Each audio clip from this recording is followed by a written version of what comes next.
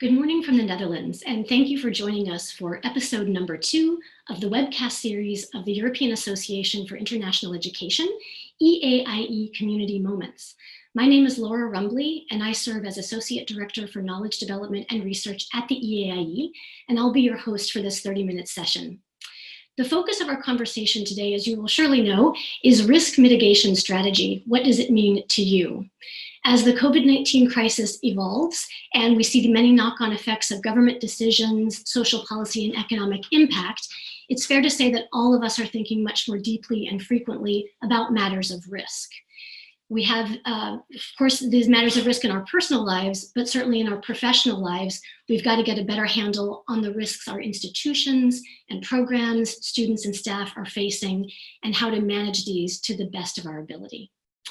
I'm joined in this conversation today by Dora Longoni. Dora is head of the International Relations Division at the University of Padua in Italy and is a member of the EAIE's Conference Program Committee. Her experience in international higher education is quite deep, spanning nearly 25 years, and her current role really speaks to that depth of experience, given that she's responsible for all manner of activities concerning internationalization, from marketing and recruitment, international admissions, partnerships and networks, international agreements, mobility, and the promotion and management of EU-funded projects. Dora, we're delighted to have you joining us today. Thank you. Thank you. Before we jump into the specifics of our conversation today, I'd like to offer a few housekeeping details. We'd like everyone to note that our platform has 3 methods of communication today. Our Q&A function gives every participant the opportunity to put forward a question to me or our guest, Dora. So if there's something that you'd like to direct specifically to us, please do so using that Q&A function. Beyond just a couple of questions that I'd like to put to Dora, we'd really like the bulk of the conversation to be coming from your input and the notions and issues that are at the top of your minds. The chat box is a space where all of us can engage in some discussion with one another. Please note that for this episode of the webcast, we're turning off the chat box during the major part of our conversation.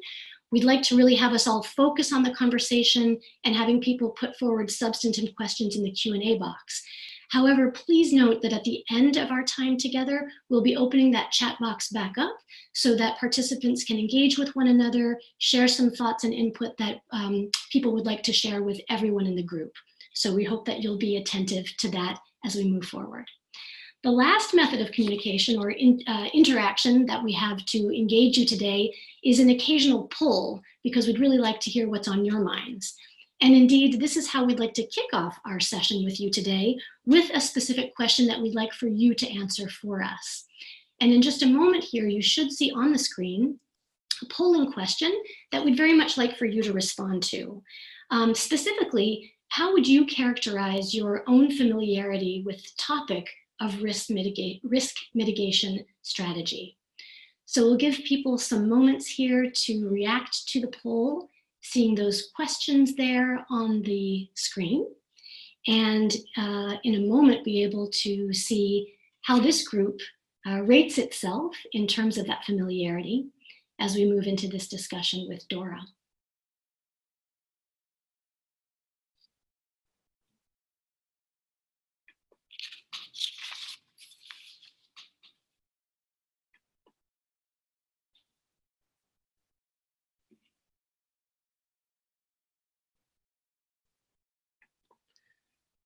My colleague would be able in a moment to share with us some of the results as people react to this.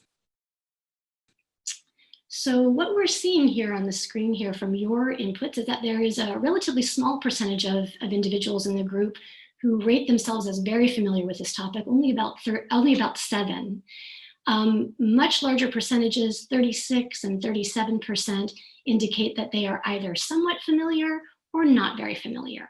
And a good 20% nearly are not at all familiar with this topic. So this is great. It gives us a nice range of backgrounds of the participants that are involved with us today.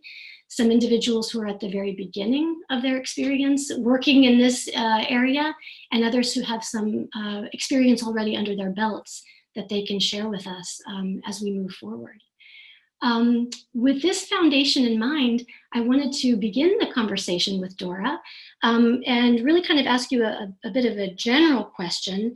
How is it that you define risk mitigation strategy? Without getting yet into the very specifics of what's going on at your institution, what is this process and this topic in terms of the way that you think about it? Thank you, Laura. So first of all, I'm very pleased to be here with a lot of people that I saw in the chat that I know. So it's my first EAIE Community Moment after a while. So I'm very, very happy to be here with you. If we think about risk mitigation, I think before we need to talk about risk assessment. Risk mitigation cannot come before doing an exercise of assessing our risks.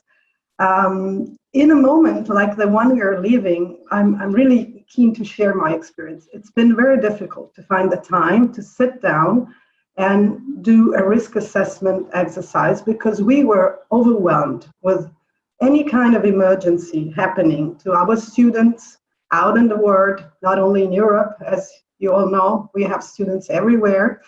So this moment of unprecedented health crisis, of course, has demanded a very strong response from us, a response to deal with emergency. But at the same time, even if it was mid-March and the lockdown had just started in Italy, the serious lockdown after March 10th, so to say, March 11th, we felt the need to reason on the risks that we were facing, okay? So assessing risks means looking at different scenarios. And there are scenarios that you don't like. You don't want we are human beings, very ordinary people, so we don't want to see very bad scenarios in front of us. So we had to be a little bit rational and look at the different scenarios.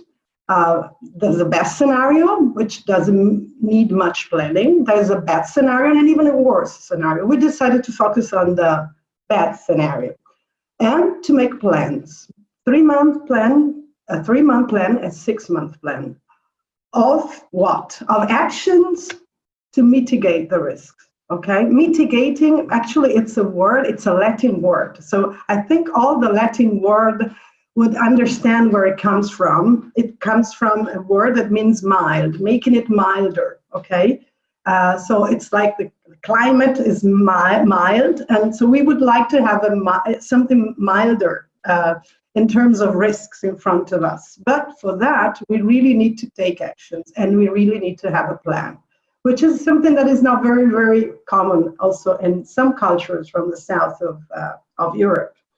But I think it's fundamental because otherwise we tend to be either very pessimistic and think, okay, internationalization efforts in this scenario will not survive, you know? And this is a very bad thought. We should not absolutely go into that direction. So if we rationally look at the risks that we have in front of us and start planning some actions to mitigate those risks, we will feel much more not comfortable because this is a very uncomfortable situation, but we will feel we have something under control. And we will see the results of our actions, also small results. So I think this exercise that we did, even in a time when everything was really falling on us, and it was really particularly hard for Italy because at the beginning it was really Italy, as you all know, okay?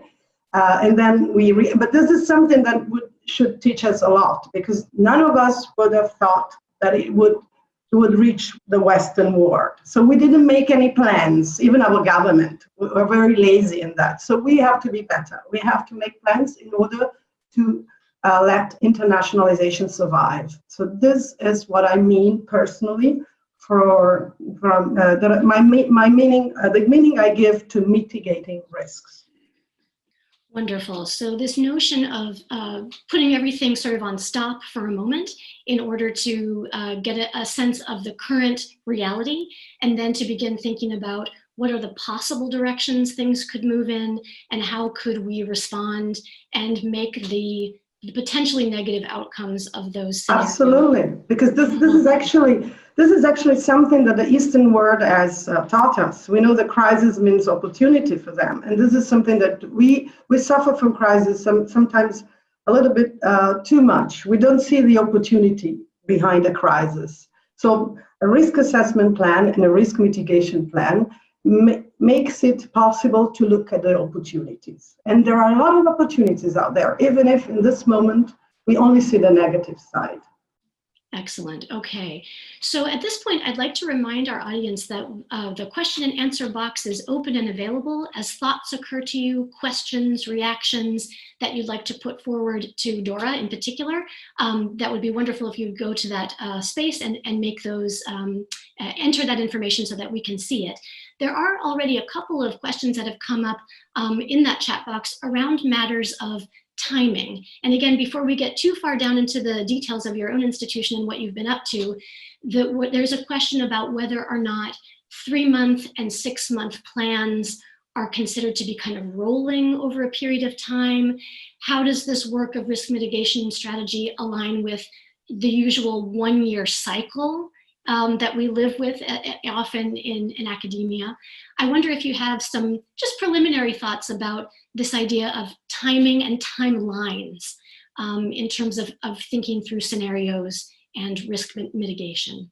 Well, this was the most difficult aspect, in fact. So for us, it was a big effort to think 6 months ahead. I'm personally not able to go more than 6 months from now. I think the reality surrounding us also is really preventing us from doing a long-term exercise. I think the middle-term exercise is the most realistic we can do. The short-term that we did, we actually now, 1 month later, we saw that for many things we were a little bit more pessimistic than the reality, but this is good because it means we have assessed even risks that were remote. Of course, then you have to decide which impact and how the probability of something to happen. And this is very difficult to do in such an unprecedented situation like the one we find ourselves in. So I would say 3 months is survival plan because we really need to have a plan for the next 3 months.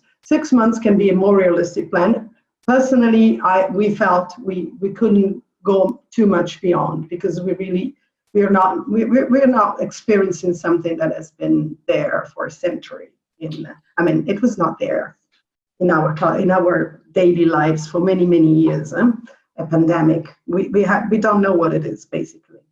Right, the novelty of the situation is really powerful and potentially overwhelming, I think, for many of us. So yeah, applying some standard approaches and standard thinking can be helpful and yet challenging too when everything is so new. I'd like to move into the very particular question that I think is kind of at the heart of our discussion this morning, which is the fact that you are involved in your institution's risk mitigation strategy efforts. And I wonder if you could paint for us a picture of the specific risks that your institution is trying to address and how it is they're going about trying to tackle these strategically. And then I can see there's some good questions coming in from the audience that we can get to that I think will be related to some of this.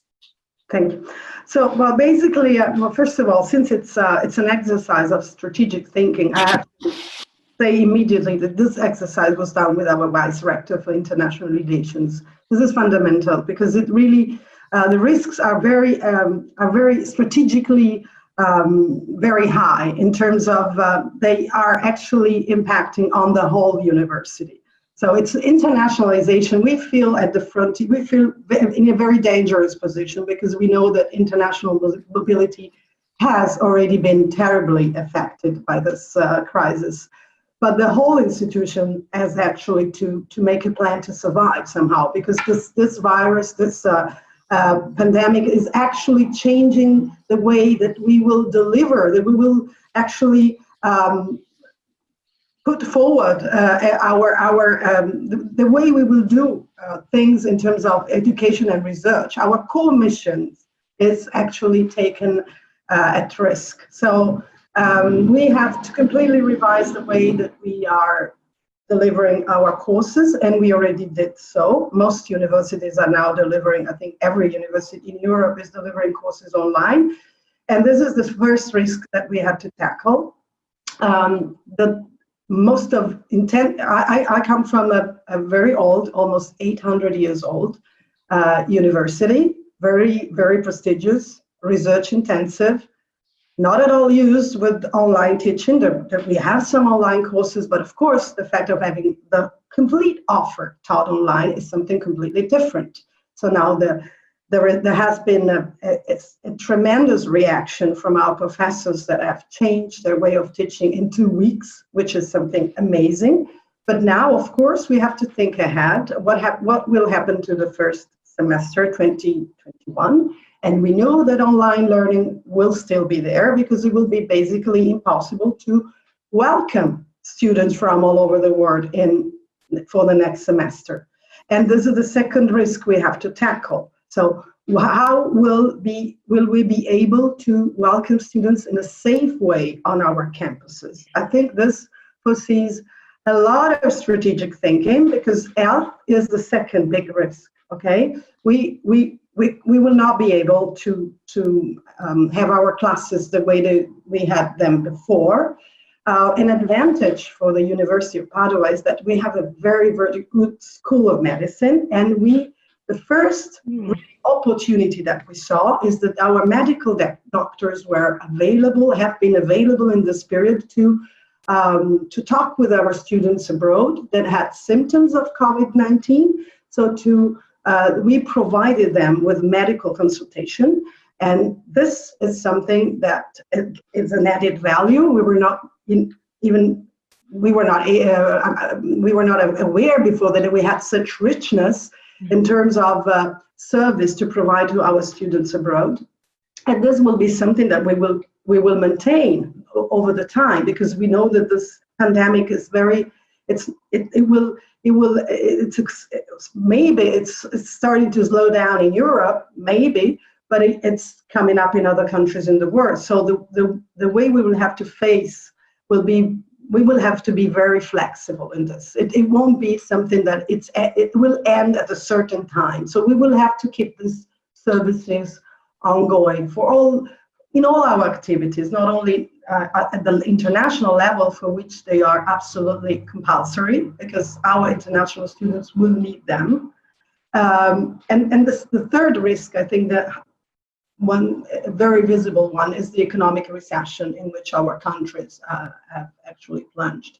So this will mean, will families be still able to invest in higher education? And what about the higher education we will be offering? What about pricing? Will we be able to, in Italy, we have very moderate fees. So we might think that this is okay because we're not charging very high fees, but still, we have to make some reasonings of the difference of having education in a class with a social experience. Education has always been conveying knowledge from one person, a master, to a disciple somehow, right? So it's a very personal and social kind of activity. It will be very different. So which value are we going to attach to the online education that we will provide?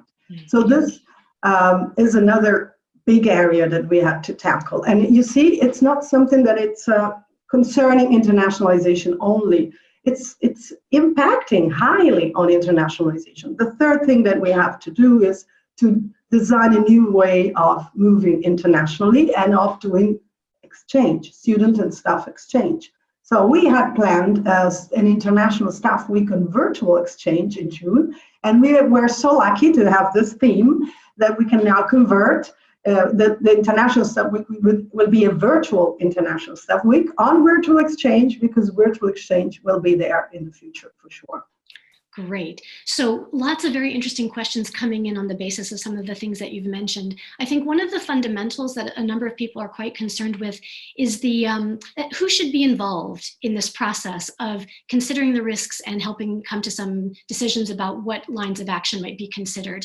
Could you talk a little bit about the structure, the types of individuals and units that were a part of or are a part of this process at Padua?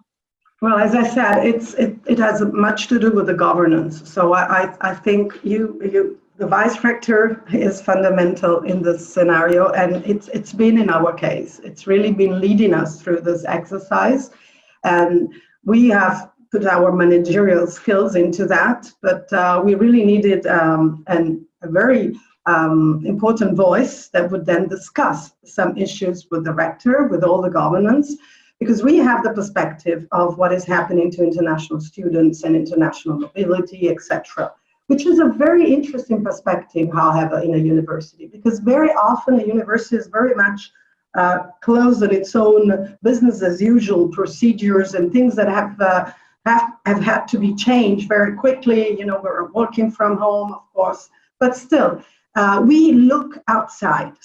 And looking outside means also thinking out of the box. So I think we can really influence by having a person that belongs to the governance, so can talk to the rector and to the other vice rector, look at the scenario in front of us and not just look at our single situation in our institution and how things can go on like before. Things will not go on as before. Things will be completely different. And our perspective, since we are really looking out, it's a very important perspective to bring into our university. But you absolutely need the political level to be involved. Otherwise, it will only be some very operational thing that you can do for yourself. It can work, but it will not influence the decisions taken at a very important level. And we need those decisions to be taken. We're not deciding ourselves whether we teach online or not in the next semester. You understand? And this is fundamental for international students. So it has to be a very highly strategically placed that kind of exercise, and a team exercise. We have to work with absolutely. It can't be only the international office thinking of its own internal procedures. Mm-hmm. Okay. We also have had some comments in our question and answer box around the challenges, obviously, that mobility specifically has faced in light of this crisis, and whether or not that it really opens the door on a much bigger conversation about a future for internationalization that may look a little different than what we might have thought 6 months ago or a year ago or before that. And specifically around this notion of cooperation. What kinds of future thinking might be going on at your institution or in the circles that you're moving in that takes this conversation about the future of internationalization in the direction of cooperation? What might international cooperation look like in the future, and how is that an issue at your institution? Mm-hmm. Well, I think some areas that have really suffered from this situation are our partnerships. We haven't organized so many meetings so far with our partners abroad. Actually, only with one very important alliance we're in, which is a European University Alliance, because of course that was the most strategic partnership we have. But even there, we saw that the agenda has completely changed. So I think one of the most difficult things will be once we have settled down in terms of dealing with our proceedings internally and having things set up in a sort of routine way, then we really need to revive our partnership by meeting people online. This is what we have right now. So, and we've seen that it's been important for us personally to meet our staff. We're organizing a lot of meetings. We have scheduled every week meetings with our international students abroad, with our international students that are in Padua, but we cannot meet them physically, with our exchange students abroad. So what I think is, because we had as a first commitment to show them that we are there, that we're there for them, not only from an administrative point of view, we're there to support them even psychologically, not because we are psychologists, but we can put them in touch with our psychologists for support, because we're all living in a very difficult situation. And our international students are feeling that very much. And now we have to do this with our partners. I think this is for us, it will be the second phase, because we have lost contacts with our partners. We have canceled all the trips we had to do to meet partners, to build new agreements. So this will be, for me, the new plan, April, May, to revive our partnerships. Because otherwise, once we will be able to start again, and we don't exactly know when, because one of the big risks is the travel limitations. Travel limitations are there to stay for a while, so we won't be able to meet. I really, really hope we will be able to be at the conference in October. But still, up to then, we have to be in touch with our partners. So I think we have to use what is possible now, even if it's not so wonderful as it's not the way we were used to. But this is what we have to do in the next couple of months in our agendas. Okay, I'm going to ask you one very quick factual question, and then I'd like to move us into another interactive activity with the audience. There is a question in our Q&A box about the extent to which students have been involved in the risk mitigation strategy discussions, et cetera. Has that been something that your institution has been doing, or has it not been as high a priority to involve students directly in those kinds of thoughts and decisions? Well, not formally, I would say, but since the first activities that we started doing in the really worst week we had, mid-March, was launching Zoom meetings with all our students abroad. We've been listening to students. So actually in our plans, we haven't formally included them. We don't have a student representative working with us on this, but actually many of the risks we are and the plans that we have and the actions we've taken are actually responding to needs. I have to drink some water. No problem. I'm getting you to talk. Sorry. Actually responding to the needs of our students. Some of the things that are in our plans came out of a discussion of listening to what their realities are right now. So it's them who asked for online learning in the next semester. They were the first one to come up with that. I mean, sometimes students are very much, they have their feet on the ground, they really know what they want. So we have been listening to them. This I'm very proud of. Very interesting. Okay, so we've had now quite a sense of some of the things that are going on at your institution. We'd like to put it back to our participants to do a bit of reflection on their part about how they would characterize their own institution's risk mitigation strategy efforts.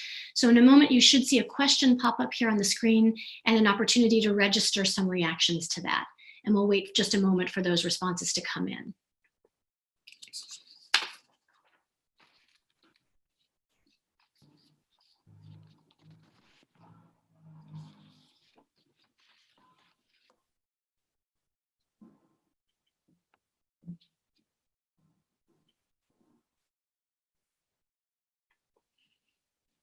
Excellent. We see that there are some reactions being registered here. Okay, so interesting. What are you noting here, Dora, in these results? Yeah, I know.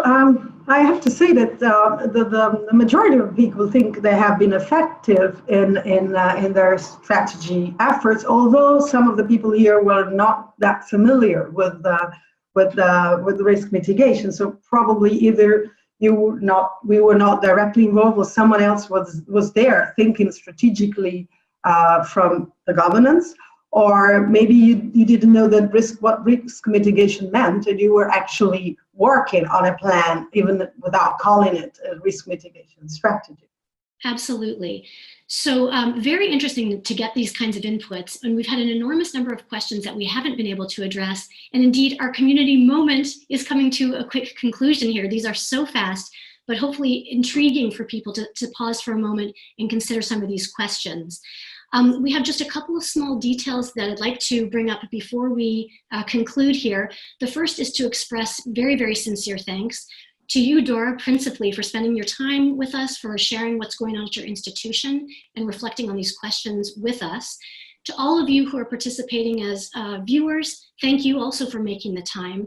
And I'd also like to say a quick moment of thanks to my colleagues at the EAIE who are working very hard to bring these moments together. Sorana Damu, Nicole Kaiser, and Joe Kerrigan are working very hard behind the scenes for all of us.